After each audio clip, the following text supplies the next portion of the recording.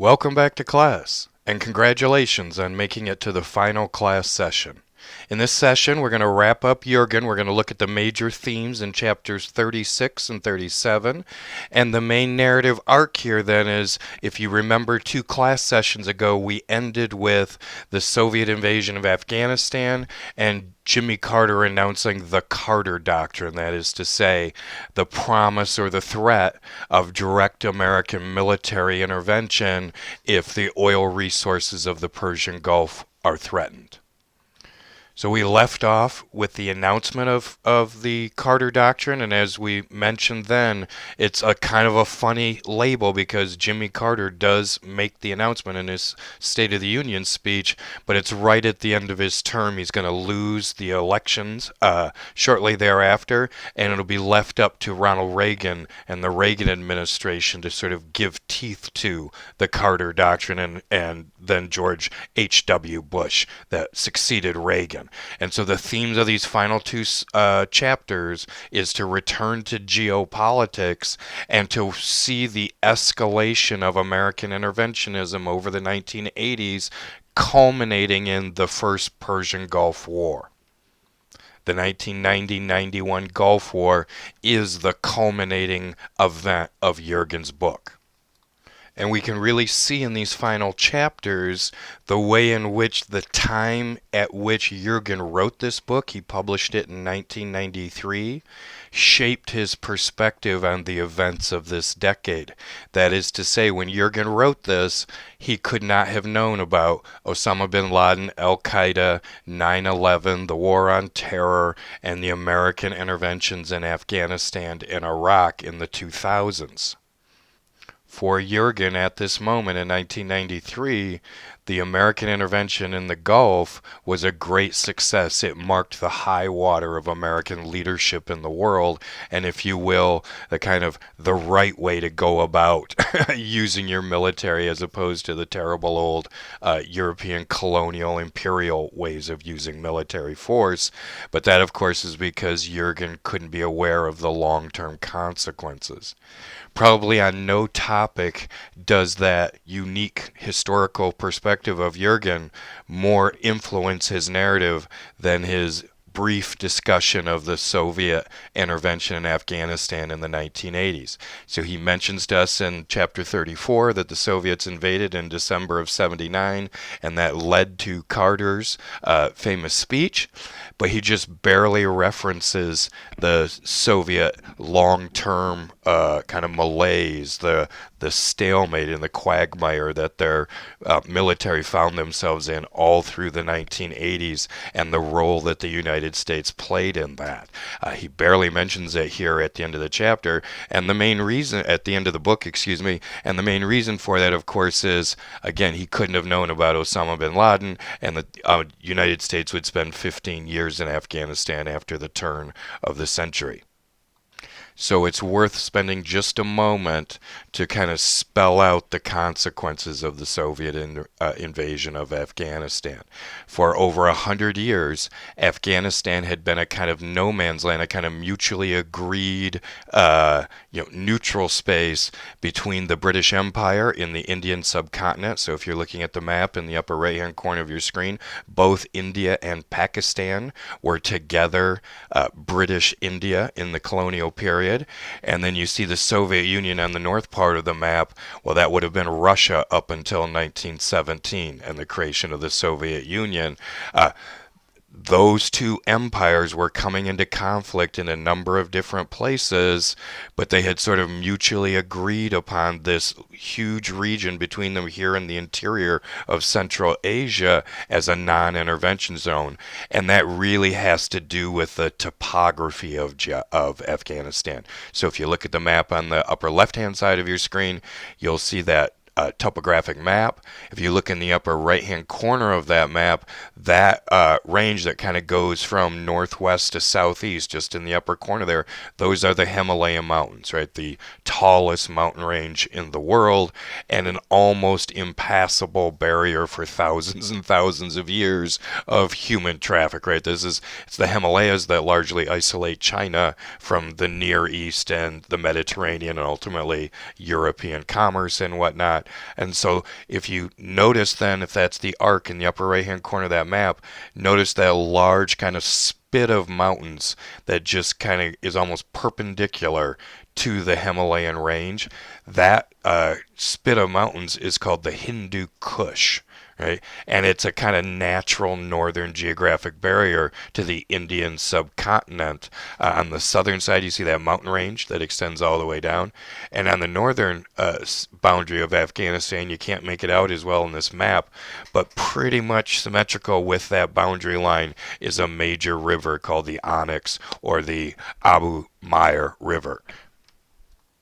So essentially, through the imperial period, the Russians more or less agreed not to bring their troops south of the Onyx River, and the British agreed not to take their troops north of a kind of imaginary boundary line that ultimately becomes an international boundary, the crest of that mountain range that forms the kind of western boundary of Pakistan today.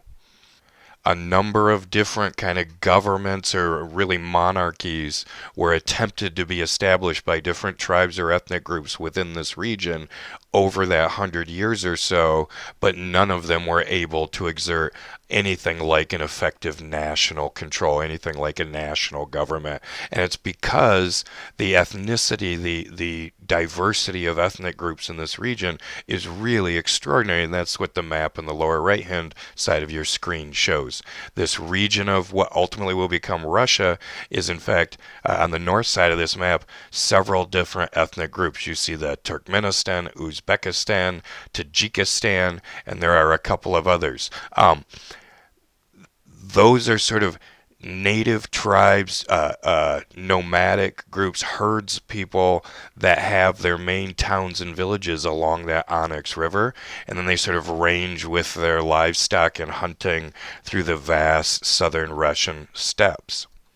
So there's a kind of cosmopolitan region along that river where all those tribes come essentially in the wintertime they come down into their villages, and the summertime they range across the plains hunting and caring for their herds, and so they all mix together traditionally around this river. On the southern side of Afghanistan, if you look at that topographical map again, that mountain range, there's a sort of one ethnic group that are the mountain people of that range, and they're the Pashtuns. And of course, the great kind of tragedy of the international boundary, it's known as the Durant Line, after the British explorer who kind of walked down the crest of that mountain and established it as the international boundary in the 1870s, is that there's one ethnic peoples that live on both sides of that international boundary. There's yet again on the western side of Afghanistan, if you look at the topographical map, there are kind of high plateau deserts that extend into what was Persia and is in this period Iran, right? And there's a sort of one ethnic peoples that range those high desert plateaus. So on each side, Afghanistan is this sort of no man's land, right? Between all these different cultures and empires and peoples that surround it. So it's an enormously diverse place. When the Russians invade, they both send troops across the Onyx River, and they also land troops by plane in Kabul, which has a kind of central location. It's at the head of this valley between the Hindu Kush and that Pakistani mountain range. And so it's critical for sort of encircling the Hindu Kush, and they're going to get invested for 10 years, and all of those different ethnic groups are going to have their own militias, and many of them are going to have several militias. So it's a kind of theater of war in which you have literally dozens of paramilitary guerrilla organizations, and they're all being funded by different people. The two by far are different external countries, and by far the two biggest funders of the militias here are the Americans and the Saudi Arabians. The American CIA. There's a wonderful movie, if you've seen Charlie Wilson's War. It's a major Hollywood blockbuster with Tom Hanks and a bunch of other celebrity actors. It's very well done. But it tells the story of the American congressman, this guy Charlie Wilson, who's a real character. It's a great movie, who becomes interested in the resistance of the Afghan people to the Soviet army, and increasingly recruits and sort of escalates American funding all the way through the early 1980s until it kind of peaks in the mid 1980s. So our CIA is going to be in Afghanistan, bringing in sort of shiploads of both weapons and ammunition, but also bundles and bundles of cash, and distributing them. Distributing that support among these different militia groups. The Pakistanis are also going to have their favorite militia groups. The Iranians are going to have their favorite militia groups. And of course, it tends to be which of these ethnic groups correspond with which neighboring country, right? So the Iranians tend to support those Persians that spill over the border in the south. The Pakistanis tend to support the Pashtuns because they're those mountain people along the border, etc., etc.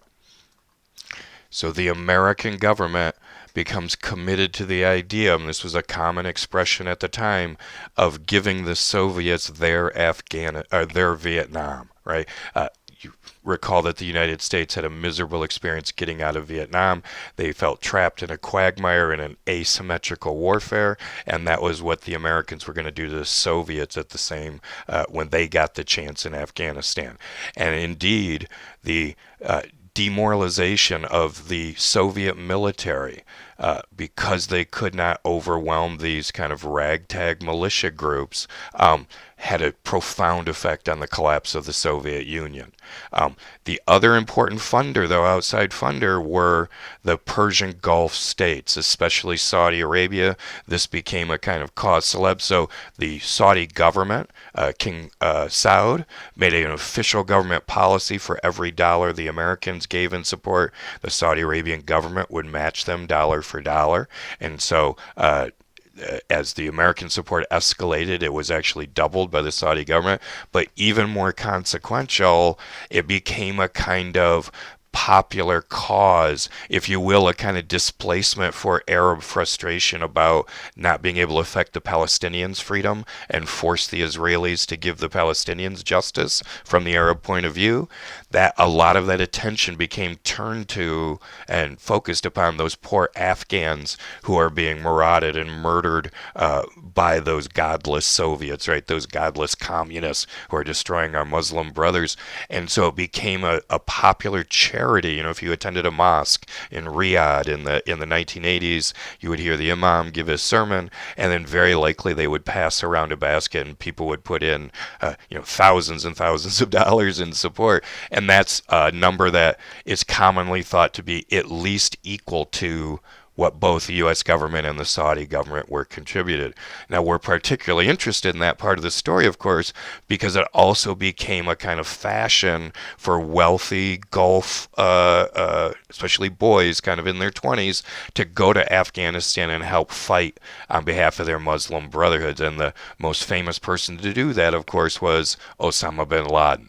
Osama bin Laden sort of started his career as a rich Saudi kid who was very pious and felt very guilty, right, about his wealth, right? That was a common kind of feeling among Gulf Arabs, that they had all this money, but they couldn't help their other Muslim neighbors, especially the Palestinians. And so focusing their attention on the Afghan resistance was a way of kind of purging that guilt, if you were, acting on the cause that was so important to them. And that brought Osama bin Laden and lots of other people to Afghanistan in the 80s, where he saw all the money that the Americans were donating and giving to the Afghan resistance as well. If you do get a chance to see the movie Charlie Wilson's War, it makes a nice job, does a nice job of portraying the critical moment in Western support was the delivery of high-tech weaponry, especially shoulder-fired missiles.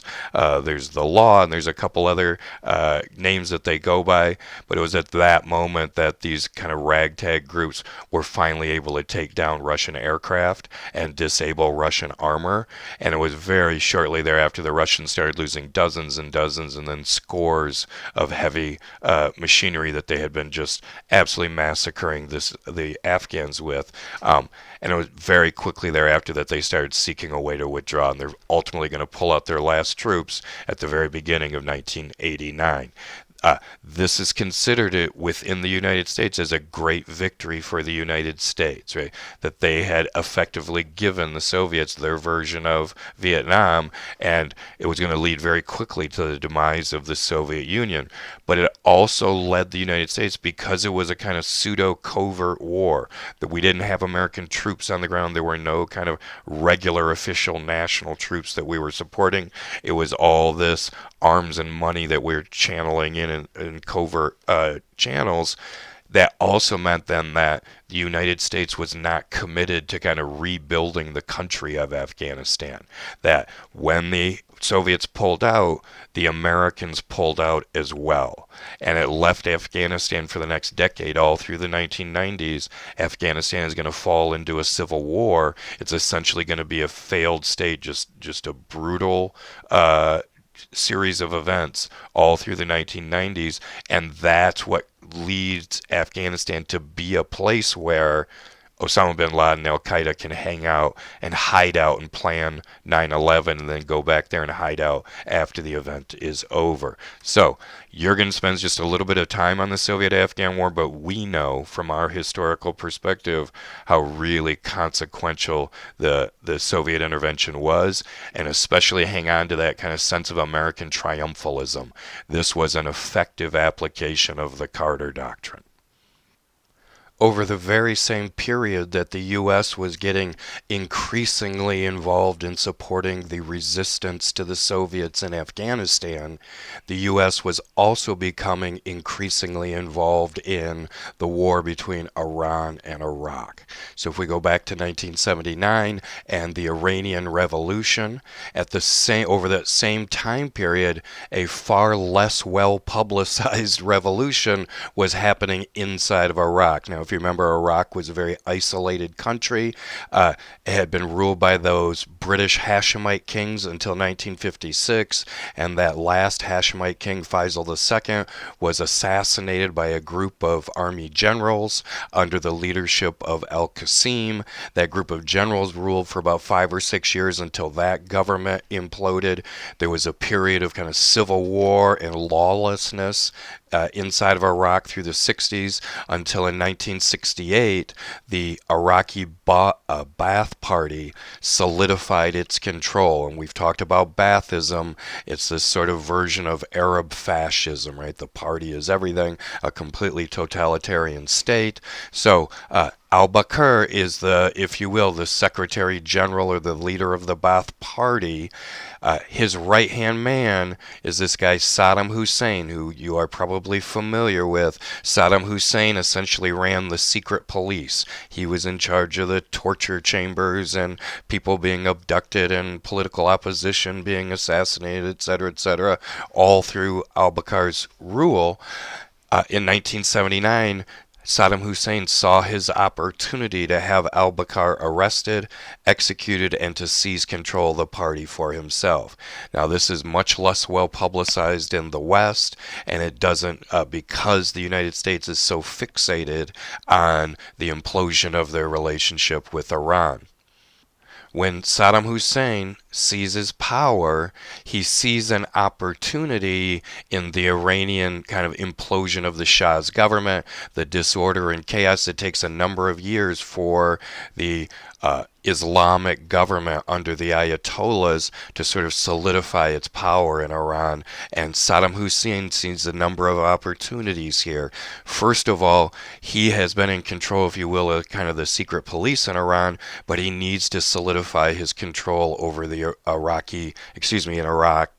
And he needs to solidify his control over the Iraqi military. So by asserting his role as the general of the Iraqi armies and putting them into battle against Iran, he will, if you will, exert his military power and not just political or party power within Iraq.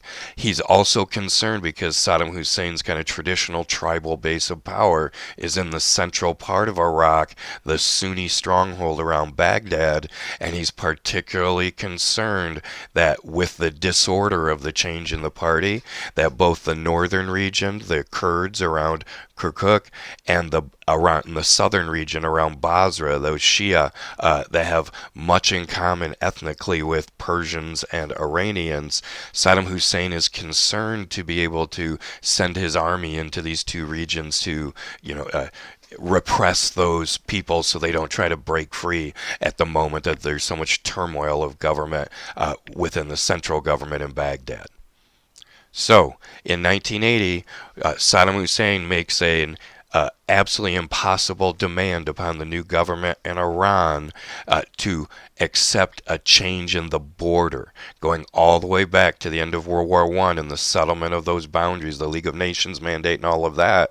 The central waterway, right? You have these two major rivers that go through Iraq, the Tigris and the Euphrates.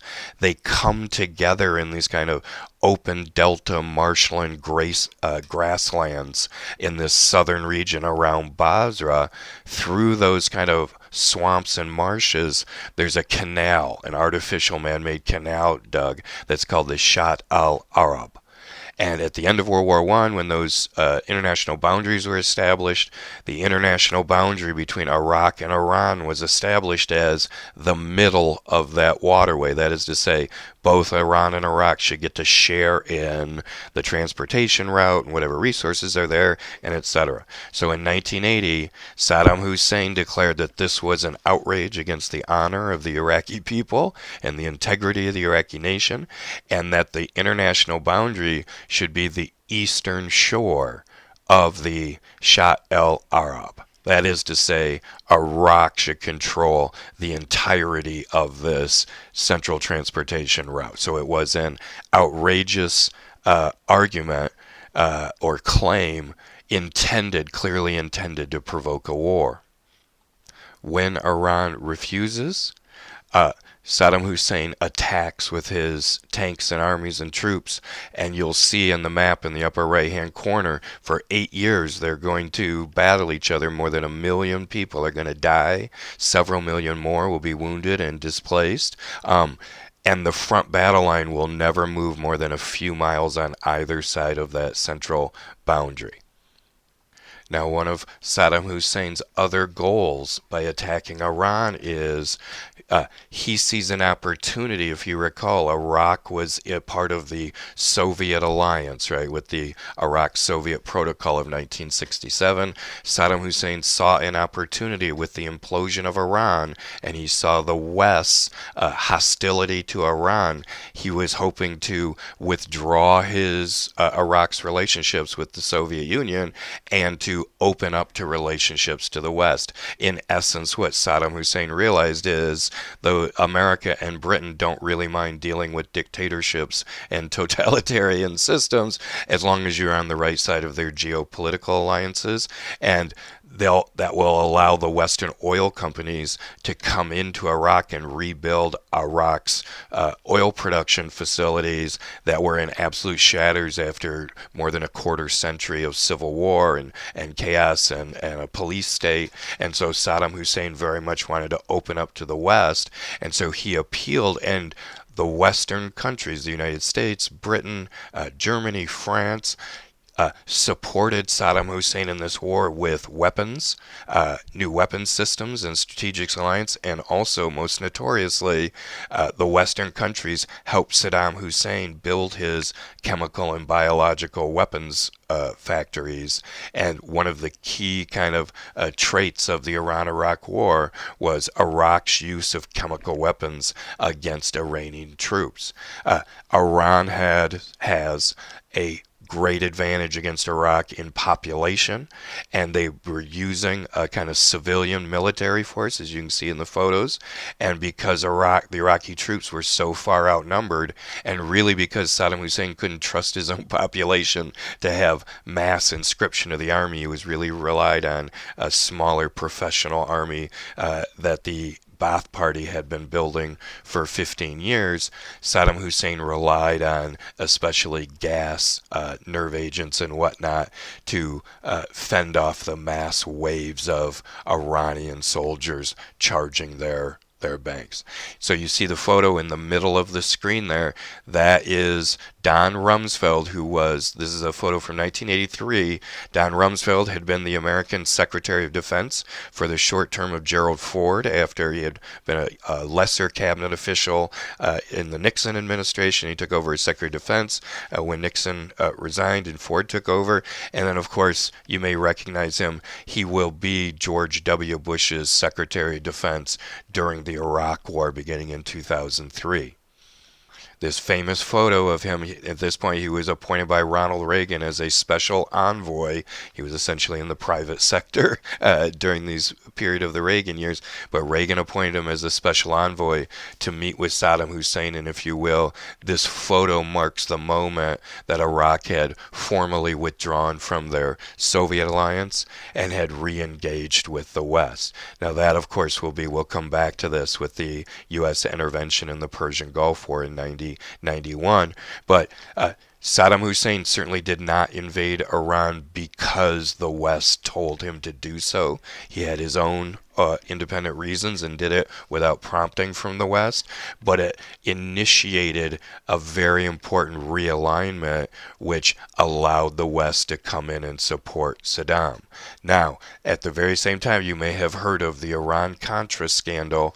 At the very same time that we are formally supporting Iraq, we're sending in tanks and helicopters and howitzers and artillery shells, let alone giving him the technological know-how how to build chemical weapons factories. At the very same time we're doing that, Ronald Reagan authorizes a covert operation to permit weapon sales to Iran.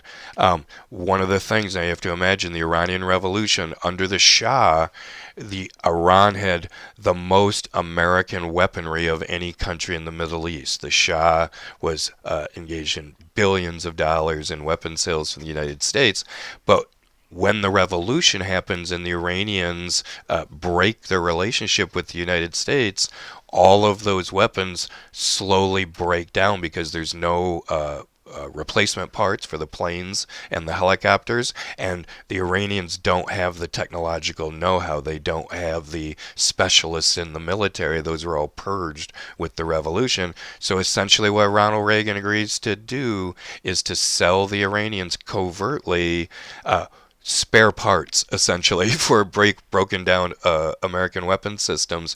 And the reason that Reagan agrees to do that is he's going to take the proceeds from those sales and give them to what this group called the Contra rebels in El Salvador, which is a kind of right-wing militia trying to overthrow a leftist government. And for a variety of other reasons we don't have to get into, Congress had passed a law telling Reagan, you cannot support the Contra rebels in El Salvador, because Reagan and his this guy Charles Schultz and this whole cast of character, Ollie North, that you may or may not be familiar with, Reagan authorized a covert operation to sell weapons to Iran in order to take the proceeds to give them to these people in Latin America, the Contra rebels. And that was known as the Iran-Contra scandal in the 1980s. But the big picture here for our purposes is the United States ended up supporting both sides of this war. That duplicity, if you will, or that hypocrisy had a profound impact on the people of this region, right? It's another example of the escalation of the Carter Doctrine. Another important moment in the escalation of the Carter Doctrine came in 1982 and 1983 with the Israeli invasion of southern Lebanon. We discussed a couple class sessions ago the Lebanese Civil War that begins in 1976 and the division of the country into Christian militias, Muslim militias, and those Palestinian refugees, and the PLO forces and Palestinian militias in the southern part of the country. So because of the kind of the chaos and the lawlessness of the Civil War period, southern Lebanon became a base from which the PLO was able to sort of take refuge, train, arm themselves, build bombs and whatnot, and then infiltrate into northern Israel and carry out any number of attacks on different sites in northern Israel. And so by 1982, the Israelis had become fed up with, these incursions, and they committed to intervening in southern Israel to drive the PLO out. And if you look at the map on the left-hand side of the screen, that lower southern portion of Lebanon, there's a blue line that cuts from east to west. Essentially, that line marks what the Israeli military had told both the Israeli civilian government and also the United States what its goals were. That is to say, to essentially push the PLO back outside of the range of the PLO's rockets and artillery, right? They have kind of very crude homemade devices for being able to shoot stuff into Israel. And Sharon and the military and the defense ministry say, we're just going to push them back and create a kind of no man's land. But when the Israelis intervene in June of '82, what they find is the PLO fighters do not stand and try to fight them and resist. They just roll back. And as the PLO rolls back, the Israeli army decides not to stop at that blue line, and they chase the PLO all the way back until they corner the PLO in Beirut. So very quickly, within a number of weeks, you have this incredibly dangerous environment in Lebanon, where you have in kind of the northwest portion of the country along the coast, you have any number of Christian militias. Along the whole eastern portion of the country, you have any number of Muslim militia and Syrian regular forces.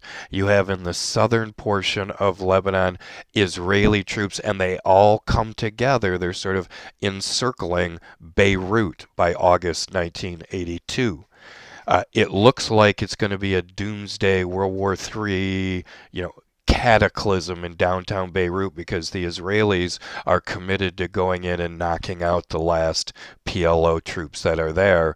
The United Nations intervenes and negotiates a ceasefire, and they negotiate with the Israelis to permit the PLO to evacuate. And essentially what happens is, if you remember Muammar Gaddafi in Libya, who's that crazy dictator in North Africa, agrees to accept the last few thousand PLO fighters and to give them refuge in his country. So, in order to sort of give security to this agreement, the United States puts troops in Beirut, just a couple of thousand Marines, with the idea that the U.S. responsibility is to maintain the ceasefire around the port of Beirut, that is the shipping, access to shipping, and the airport that's nearby, to both allow the PLO fighters to get out, but also to allow humanitarian aid, food and medicine and whatnot, to the embattled civilians in Beirut and the area around. So the U.S. have Marines there for several months, and in the spring of 1983, a truck bomb by one of these militias is parked outside of what was called the barracks. It was really a hotel. The U.S. Marines had taken over a couple of hotels to use as barracks. One of these Palestinian militias or Muslim militias parked a truck loaded with explosives outside of the Marine barracks and exploded it, and some 240 U.S. Marines were killed in the blast. Hundreds more were wounded. It really was the major portion of the U.S. deployment, a very significant portion of the troops deployed there. And within weeks, Ronald Reagan decided to withdraw the Marines from Beirut. And so this became a kind of a signal. Many people within the United States, but certainly many observers, people like Osama bin Laden, saw what the Americans had done here. They made a kind of bold claim that they could enforce the peace. They took one punch in the nose and got a bloody nose, and they immediately withdrew.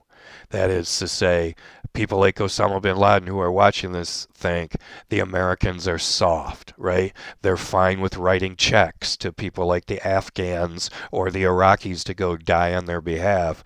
But if you put American boys in harm's way and they get harmed, the Americans are so soft that they're going to withdraw their troops out. Now, That's going to be a long-term lesson. Osama bin Laden himself commented on that many times in his sort of rise to power within Al-Qaeda, but that's also a concern for U.S. policymakers. That is to say, ultimately, there is no national interest of the United States in the civil war in Lebanon. That is to say, other than the humanitarian concerns, there's no oil or other geostrategic interest for the United States to be there. So, bad mistake.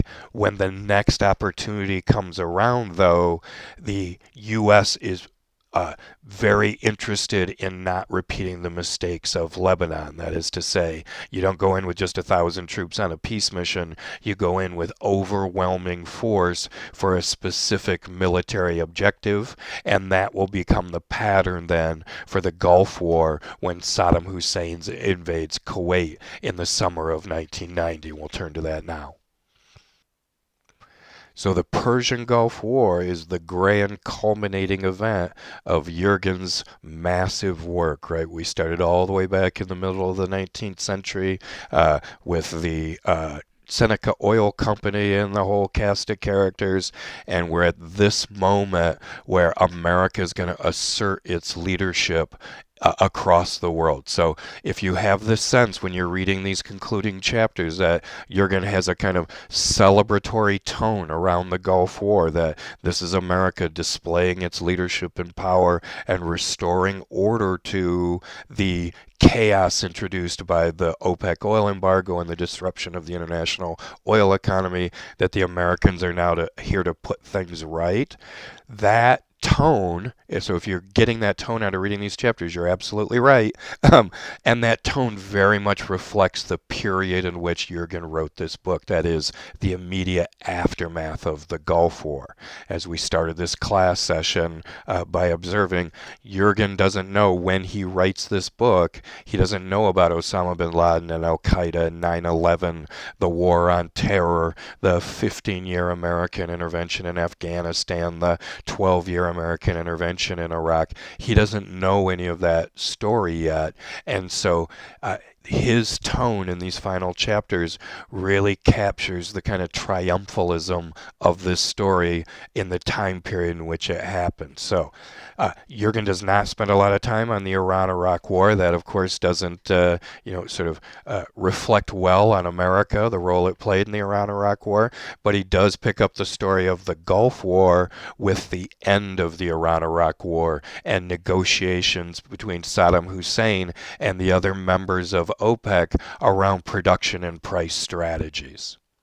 And to understand that argument that was happening within OPEC, you really have to take on Saddam Hussein's perspective at the end of the Iran-Iraq War. Though the United States may not have been proud to declare it, Saddam Hussein thought of himself as the kind of, he was playing the role that the Shah had formerly played for the United States, right, as the pillar, as the proxy in the region carrying out U.S. policy. The U.S. was furious at Iran. The U.S. was doing everything it could to undermine this new revolutionary Iranian government. And it was Iraq, it was Saddam Hussein who had spent 8 years going toe-to-toe in the ring with those crazy Iranians. And at the end of the war, Saddam Hussein's army is decimated. He has spent billions of dollars. He's in debt.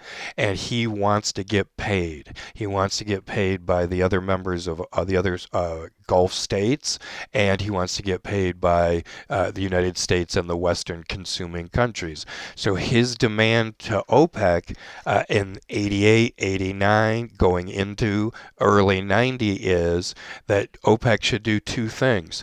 Overall, they should dramatically reduce their production in order to drive up price, and at the same time to allow Iraq a much larger share of the total OPEC production. That is to say, to drive up prices and to allow Iraq to win the greatest share of the windfall of those increasing prices. Now, if you recall from our discussion in the last class session, Saudi Arabia in particular is turning OPEC in exactly the opposite direction.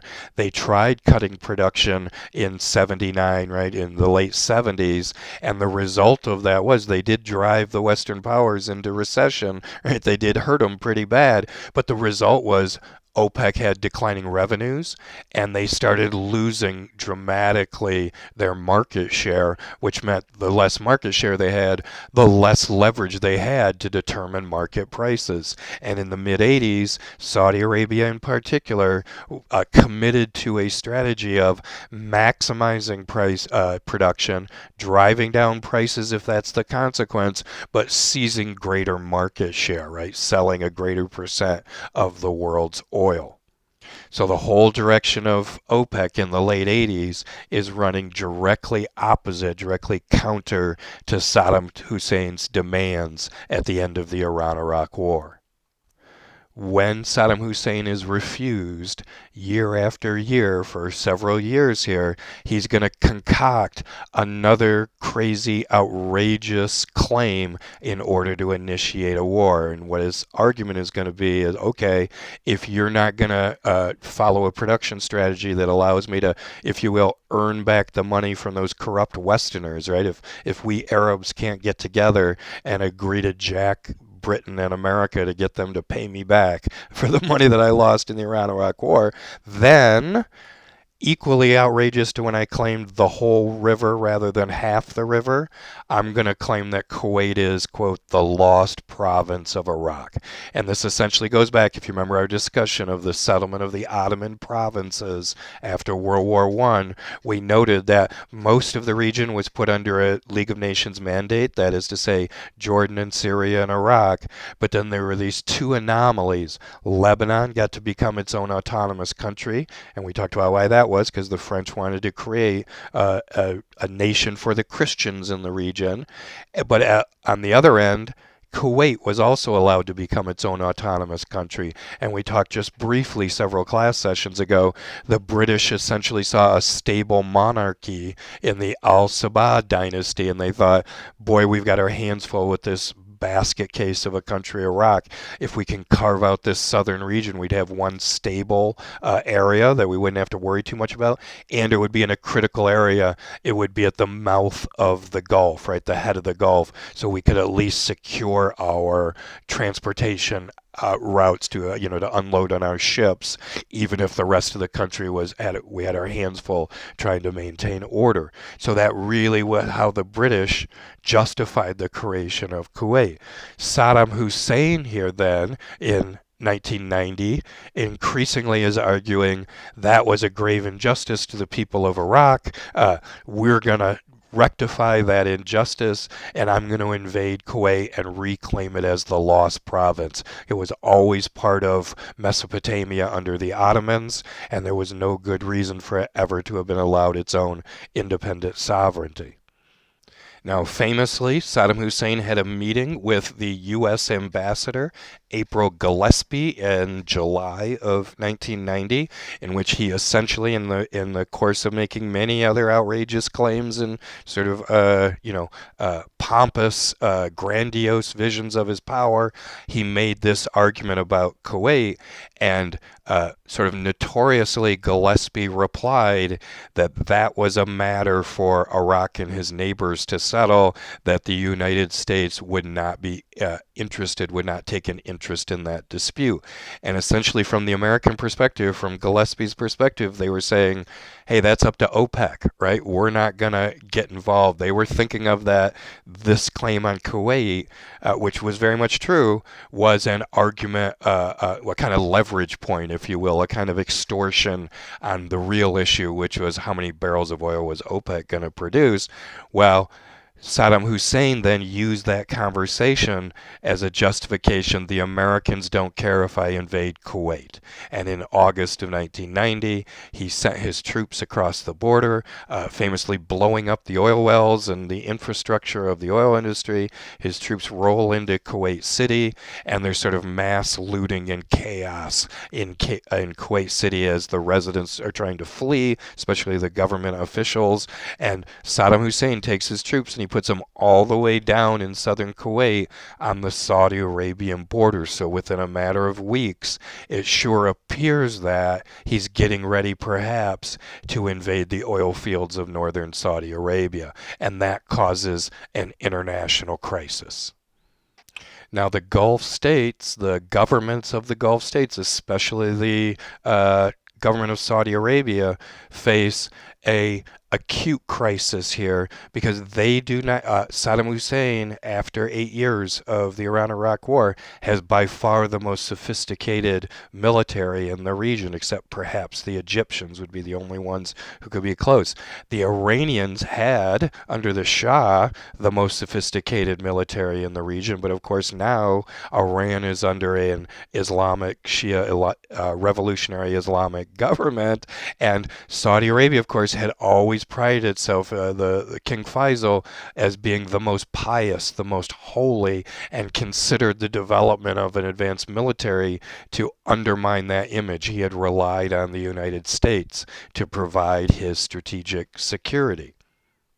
And after much protest from within his inner circles in Saudi Arabia, and in particular a famous meeting where Osama bin Laden himself got to meet not with King Faisal but one of his royal officials, and Osama bin Laden pled with the Saudi government, please do not bring a Christian army onto Arab soil, right? This will be a great heresy. This will be a great kind of apostasy against Islam. We, the Arabs, remember Osama bin Laden had the experience of, you know, Muslim militias in Afghanistan being able to overthrow the great Soviet superpower. So Osama bin Laden thinks he can rally together a kind of Afghan-style resistance, much more sophisticated than they had done in Afghanistan, but that the Arabs could be able to, on their own, push Saddam Hussein out of Kuwait. And so King Faisal faces an acute dilemma whether or not to allow the Americans to come. And within a couple of weeks, he decides to invite the Americans and the Western armies to station their troops. First of all, their battleships along the Persian Gulf, right, and all the airplanes on the aircraft carriers and all of that, but also ground troops, artillery, and the rest all along the northern Saudi Arabia border, as you see in the map on the left-hand side.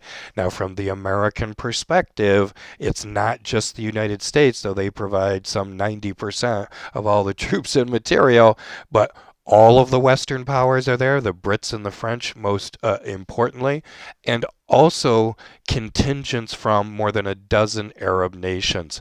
The Jordanians send troops, the Omanis, the Bahrainis, of course the Saudis, the Egyptians, etc. Now they contribute just a handful of troops each because they don't have armies anywhere near the size of the American army, but it is an international coalition of some 28 countries, many of them Arab countries. Now, the actual war itself is over in just a few days. You may have heard it referred to as the 100-hour war, and that's because the Western troops extended themselves far out into the Western desert and did, as you see on that map, that giant hook and trapped the Israeli armies on this, what becomes known, the photo on the lower right-hand side of your screen, the highway of death. Because it's a desert, because you're really trapped to the roadways for all of your, trucks of any size to carry your troops out of Kuwait, they essentially get trapped along this highway and slaughtered by the Western Army, and the Iraqi army is brought to surrender within 3 days.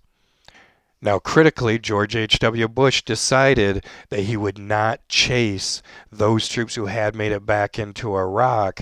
He would not, in other words, invade Iraq and try to overthrow Saddam Hussein himself. And that was a controversial decision. But if you look at it from the American government perspective, their self-justification is, we're not here to be an imperial power. We don't want to occupy Iraq and become, a standing army. We came here to defend our friends, the Kuwaitis and the Saudi Arabians.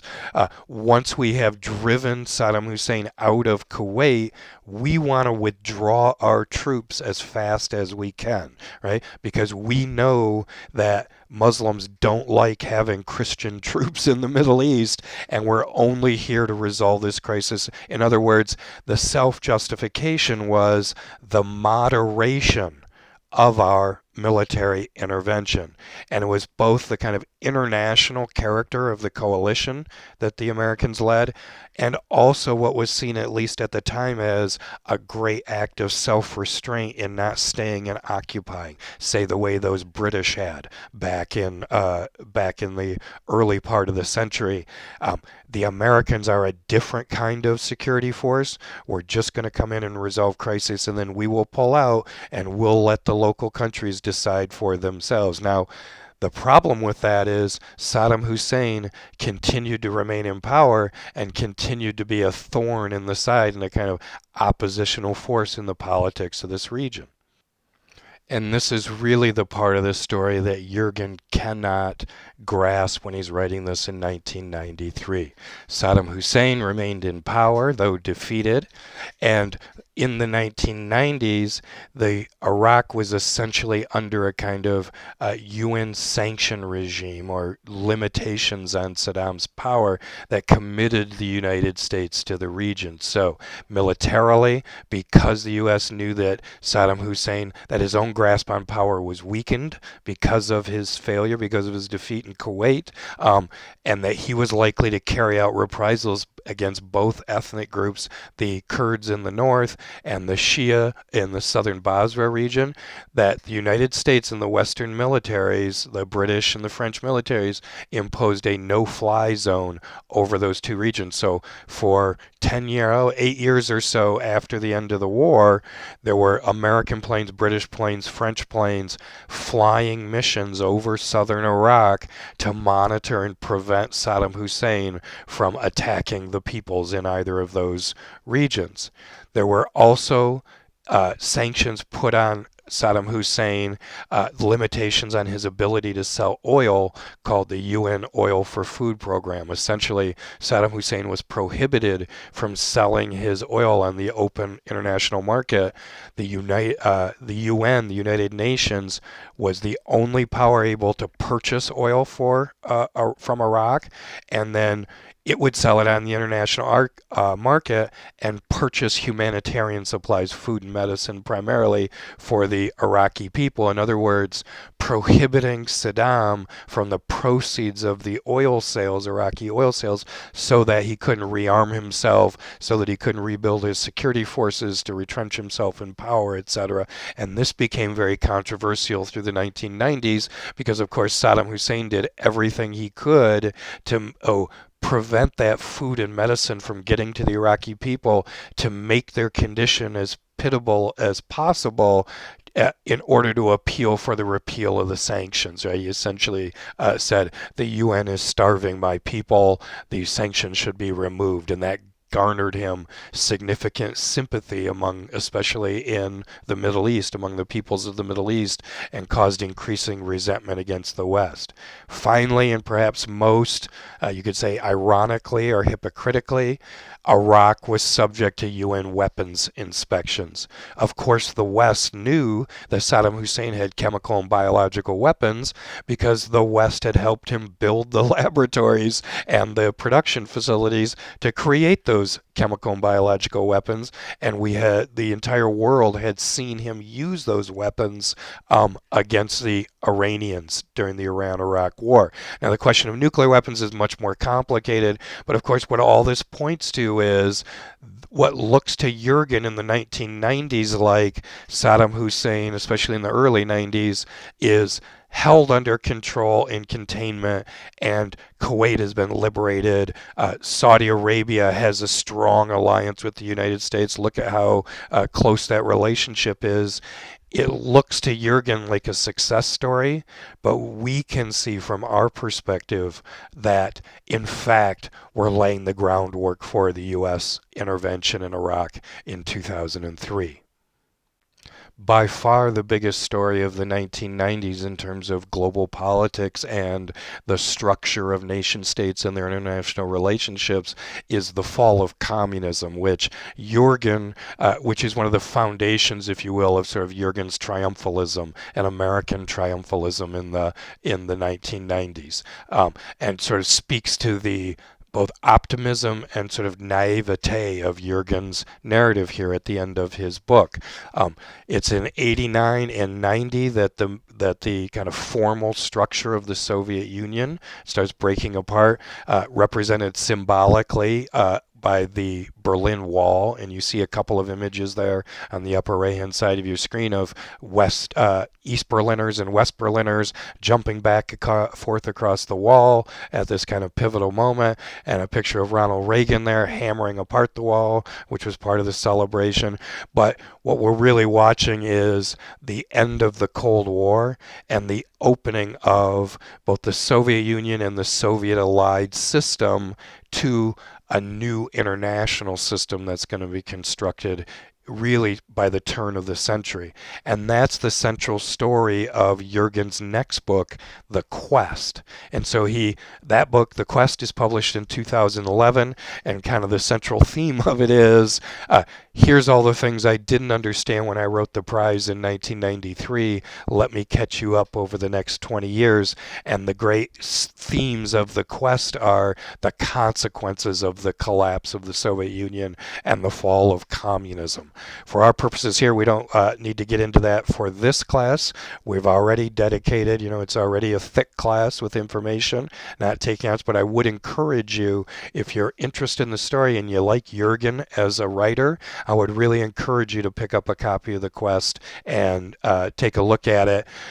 The important things to understand for our purposes is that kind of confidence, that optimism, even naivete, we can say now, looking back post 9/11 and the war on terror and everything that's happened since, but that sense of optimism for the future and America's shining role in the world really is the basking in the glow of the collapse of communism, in the sense that capitalism and democracy and the model of the West had triumphed over the East and sort of the last remnants of totalitarianism in the world.